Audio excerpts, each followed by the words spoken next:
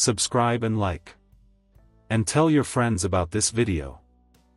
I used to be somebody. Captain Harold Whitman. U.S. Marines. 2 tours in Vietnam, 5 commendations, Purple Heart, Silver Star. The kind of man they put in recruitment posters. The kind of man who carried his men through hell, bled with them, and buried them. And then I came home. Built a family. A life. Respect. Sunday barbecues, baseball games, 4th of July fireworks. The American dream. Hell, I lived it. My wife, Linda, she made that house a home. Cinnamon rolls on Sunday morning, jazz records in the evening, and that laugh of hers. God, it filled the walls. We raised 2 boys, Michael and James. I never missed a game, a play, a scraped knee. I was at every parent-teacher conference in full uniform, just to show them their dad was someone to look up to. Not just a soldier, a man. When Linda got sick, I became the nurse, the cook, the cleaner. Held her hand when she forgot her own name. And when she died, the world didn't just lose color, it lost weight. I floated through days like a ghost. But I still had the boys. My sons. My blood. So when the chest pain started, when I collapsed by the stove trying to make that damn instant soup, I thought, it's fine. My boys will come. I was wrong. The paramedics were polite.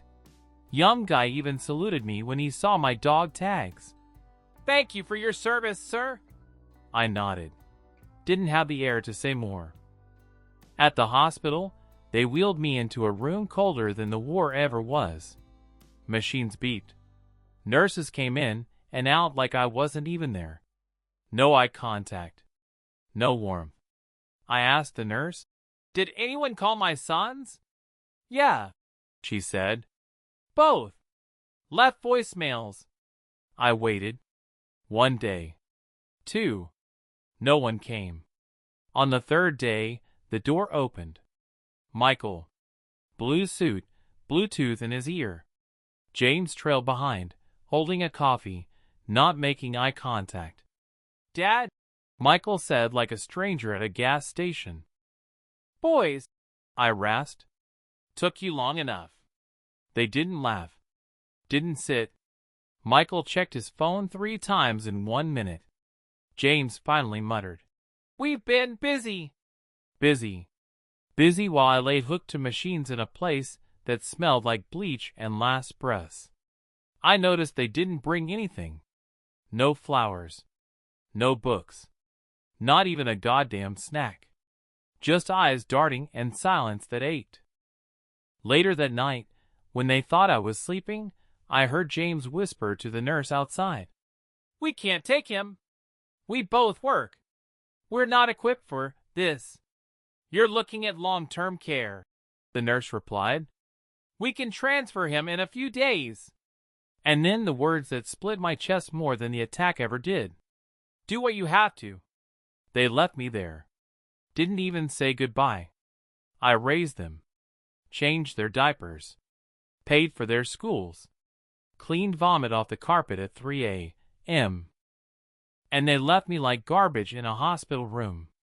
Not because they couldn't help, but because I had become inconvenient. And that's when something inside me shifted. Not rage. Not sadness. Something deeper. Colder. A silence began to grow. Not around me, in me. A silence that knew. They killed something that day. But it wasn't me. They moved me before sunrise. Didn't even tell me where we were going. Just a nurse with tired eyes saying, "Time to get you settled, Mr. Whitman." Settled? Like a package. We drove for an hour through suburbs I didn't recognize.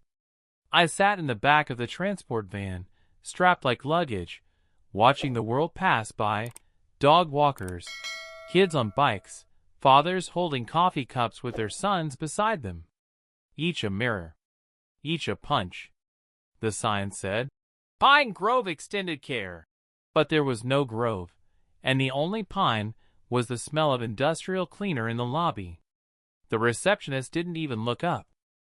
She slid a clipboard toward the nurse like it was routine. I wasn't a person. I was a file. My room had 2 beds. One was empty. The other wasn't. "Hey there, soldier," croaked the man in the next bed without turning. "They dump you too?" "Yeah," I said, lowering myself onto the mattress that felt thinner than a prayer. "I'm Ron," he added. "Army. Korea. Hal. Marines. Vietnam." He chuckled. "Damn. You're younger than I look. Welcome to the shelf." "The shelf? That's what this place is." They put you here when they're done looking at you. Like a book no one wants to read anymore. I didn't respond. But I felt it. Deep in the ribs. They gave me a schedule. Breakfast at 7, meds at 9. Physical therapy if I wanted it, but no one really cared if I showed up. The staff didn't say my name. Just, "Sir," or "Room 14B." Sometimes I didn't get a tray. Sometimes the nurse would forget my pain meds. No one called me captain. No one asked what I'd done with my life. It was as if everything before this room had vanished. But I remembered. I remembered marching down Pennsylvania Avenue, my men behind me, the city saluting us. I remembered Linda's hand in mine the day she was diagnosed, the way it trembled, and how I held it like it could stop time. I remembered James, age 10, standing at his school assembly saying, "My dad is my hero. He saves people." And now they wouldn't even pick up the phone. I tried. I called. Left voicemails. "It's Dad." Just wanted to talk. Not about the facility. Just talk. Silence. Then one night, I asked a nurse to bring me a pen and some paper. She looked at me like I was asking for a time machine. "What for?" "I'm not dead yet," I said. Figured I'd write. I started with letters. Not to them. Not yet. To Linda. You wouldn't believe it, darling. They left me. Just walked away. But it's okay. You would have smiled. Said Hal, "They're scared." Maybe they are. But I'm not. Not anymore. I wrote every night. My hand cramped, but I wrote. Memories. Names. Battles. Dreams. I wrote until the silence became something useful. Until I stopped waiting for footsteps in the hallway. And then I began watching. The staff didn't realize how much I saw. How much I heard. They thought I was just another old man in a room with peeling wallpaper. But I heard everything. How the nurse skimmed pills from the carts. How the administrator took bribes from families to bump the line. How patients were left too long without water. How one woman died, and no one noticed for 3 hours.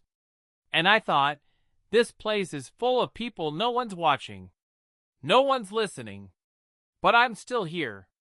And I've spent my whole life seeing what others miss. One morning, Ron didn't wake up. He was cold before they found him. No ceremony.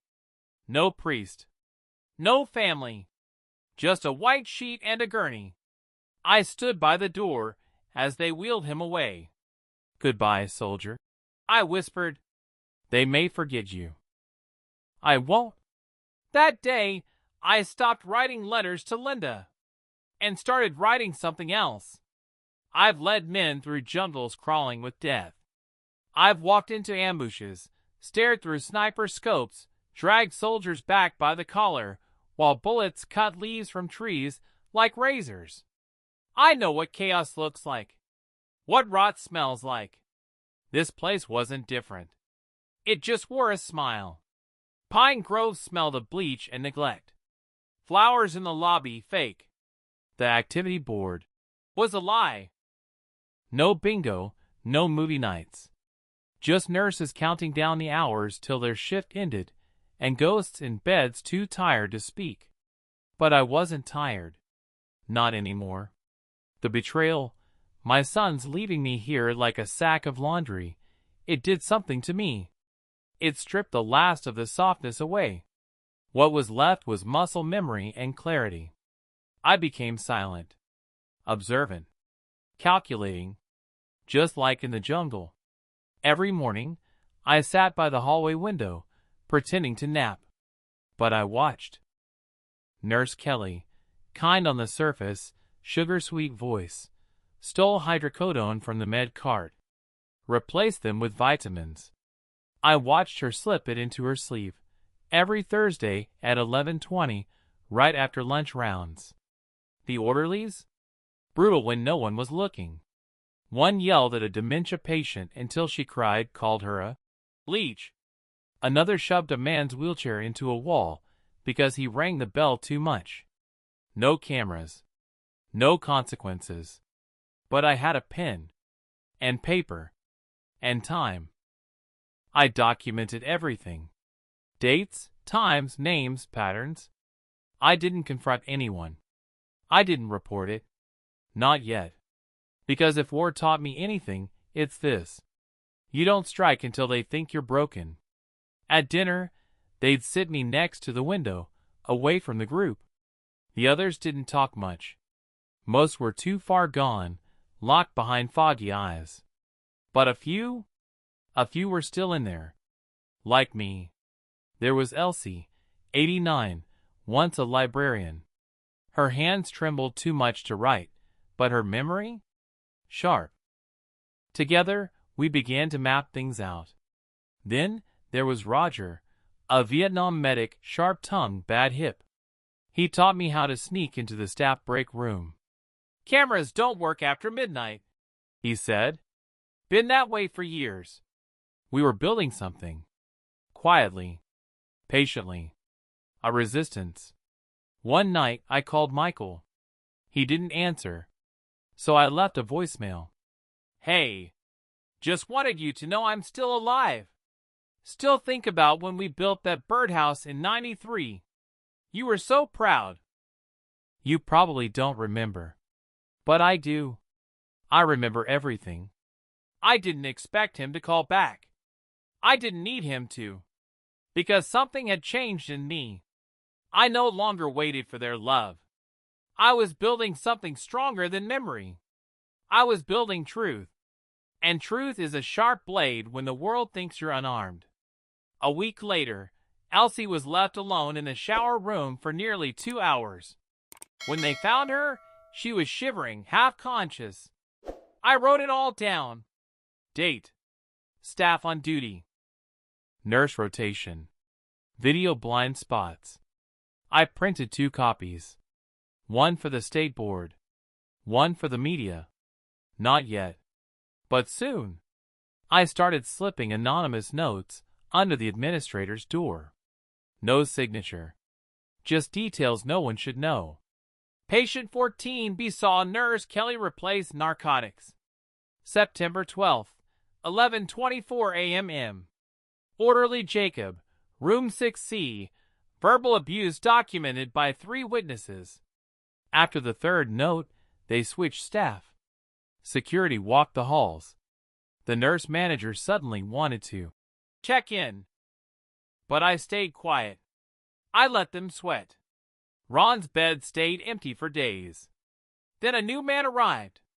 Raymond. Quiet. Ex-cop. Had the same dead eyes I once saw in a mirror. "I don't talk much," he said on his first night. "Good," I replied. "Just listen. I've got a mission." I told him everything. Slowly. Like passing down secrets.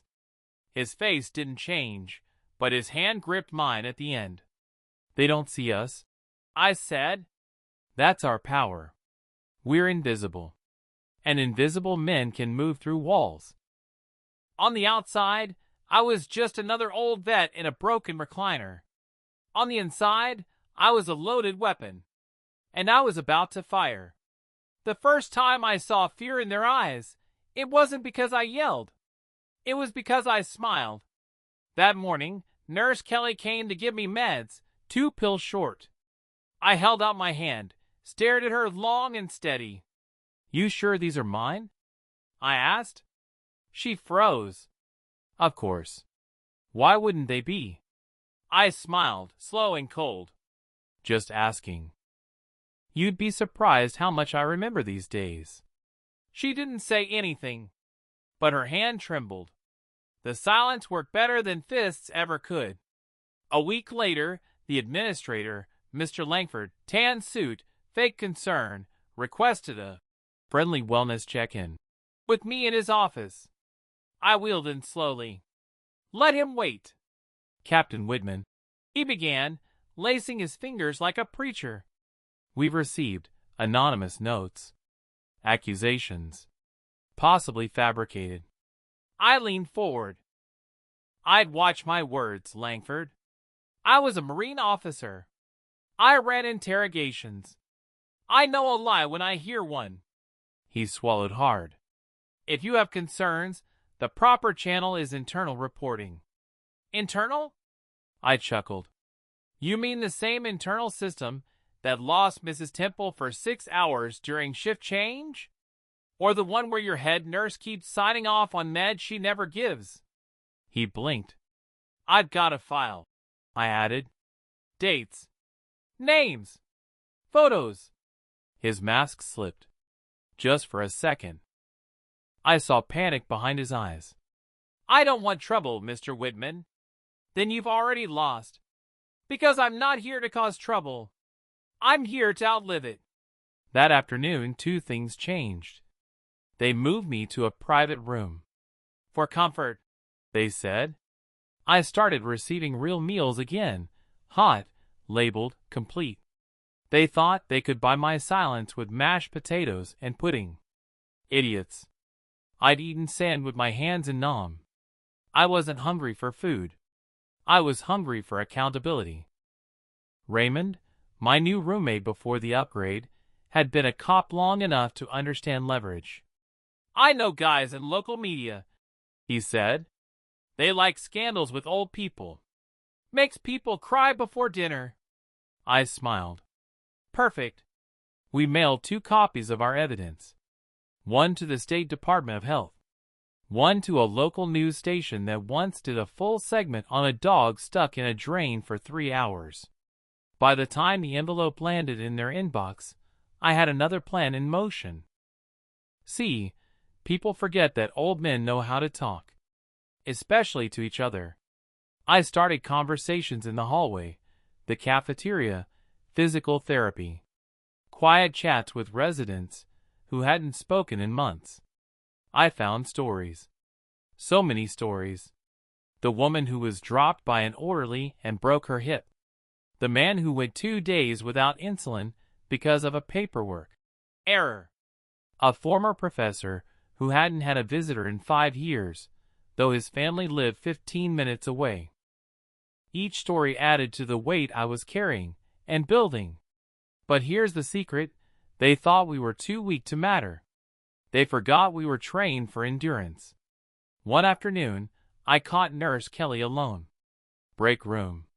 She jumped when I walked in. You can relax, I said. I'm not here to fight. She nodded too quickly.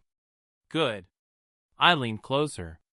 You ever look at your life and wonder who you became? She looked down. Every day. I let that sit. You're lucky, I added.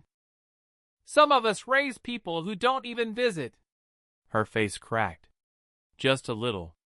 I walked out, letting the silence drag behind me like a shadow. 2 days later, Channel 4 News arrived at Pine Grove. Suits. Cameras. Microphones. Bright lights cutting through the halls like scalpels. Residents started talking. Some for the first time in years. Langford had a public smile on his face, but sweat on his neck. He didn't know where the leak came from. He didn't know it was me. And I wasn't about to tell him, because I didn't want his apology. I wanted his fear. And I had it. That night, I sat by the window in my private room. The air outside was sharp, but alive. Cars in the distance. Someone's radio playing Springsteen. I held Linda's old photo in my hand. She was laughing in it, head tilted, wild curls. "We're getting loud again, darling," I whispered. "You'd like that." It was raining when they walked in. Michael had on that navy suit, the same he wore to his corporate job, the same he wore to Linda's funeral. James trailed behind in a hoodie, his eyes darting like a boy caught stealing cookies. They didn't call, didn't text, just showed up. Like I was supposed to be grateful. I sat upright in the chair by the window. The photo of Linda on the table beside me. My notepad stacked beside it. Press clippings. Official notices. Pine Grove Understate Investigation. A nurse had brought me coffee. Hot. Fresh. Respect tastes like dark roast. Michael spoke first. "Dad, we saw the news." I didn't answer. Just took a sip. Waited. He cleared his throat. "You should have told us it was that bad." "That bad?" "You left me here," I said, voice steady. "Didn't even ask if I wanted to live." James winced. Michael opened his mouth, closed it again. "You think dumping me here was some mercy mission?" I continued. "You didn't want to help.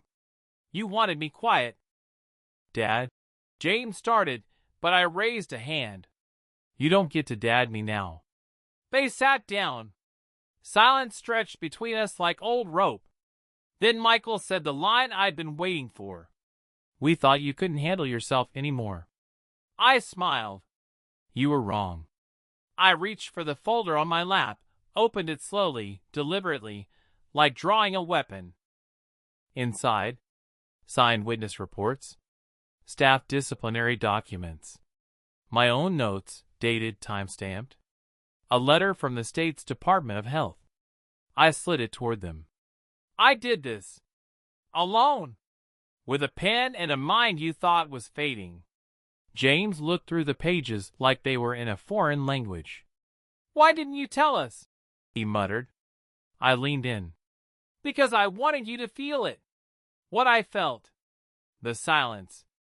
The neglect. The abandonment." Michael flinched. "I wanted you to wake up in the night and wonder if you were wrong." I stood up. My back ached, but I stood tall. "I buried your mother with dignity. I carried both of you on my back when you couldn't walk. I gave you every damn piece of me." They looked at the floor. "And when I needed you," I pointed to the window, "you vanished like fog." They said sorry. Of course they did. James wiped his eyes. Michael offered some cheap line about moving me in, making things right. But they didn't understand. This wasn't about comfort. This was about consequence. "I'm not coming home with you," I said. Michael's mouth dropped. "What?"